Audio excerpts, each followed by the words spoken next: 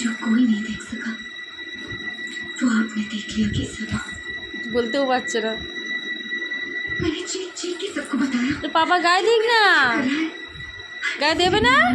কার চাদর তোমার? তোমার চাদর গায়ে দিয়ে নিয়েছে, পাপা গায়ে দিয়েছে।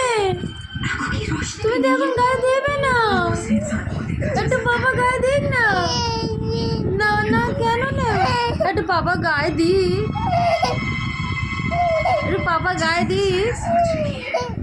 একটু পাপা গায়ে দিক না। দেখি এটা পাপাকে দেবে না?